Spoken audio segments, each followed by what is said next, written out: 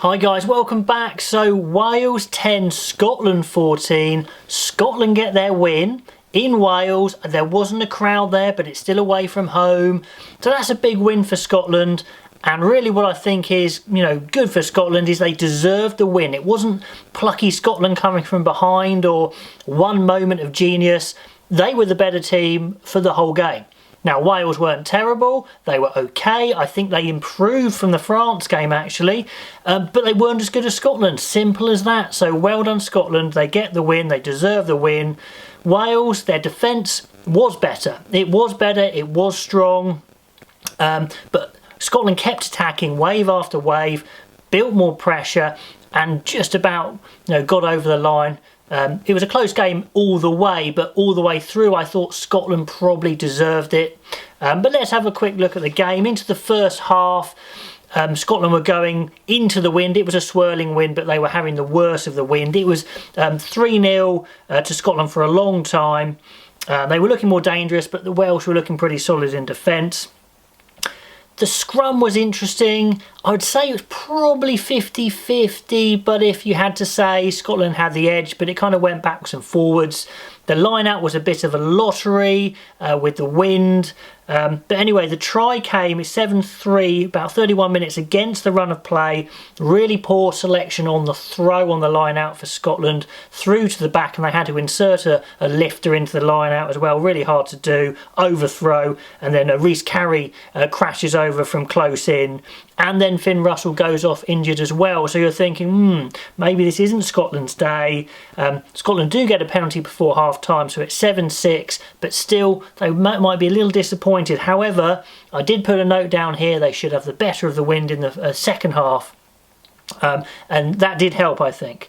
Anyway, then Biggar goes off injured. So both starting 10s go off injured. That's not great going into this Eight Nations tournament for sure.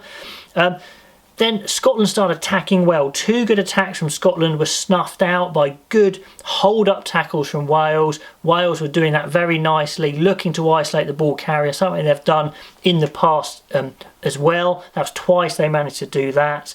And it did look like one decisive moment is going to decide this. Fraser Brown gave away a few dull penalties in the second half.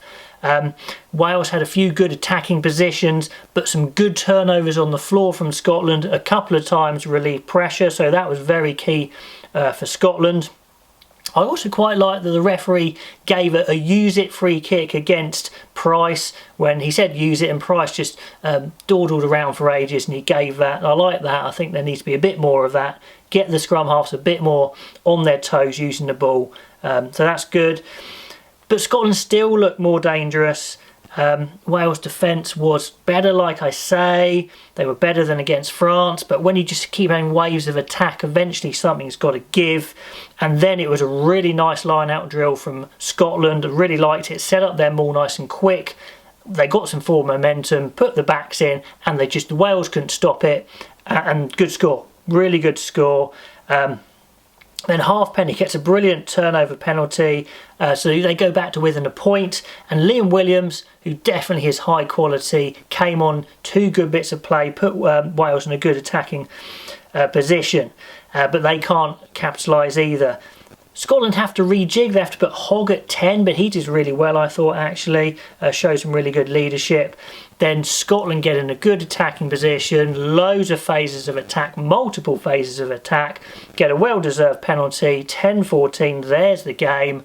Well done them. So what's good about this for Scotland is they finally converted potential into a performance and into a win.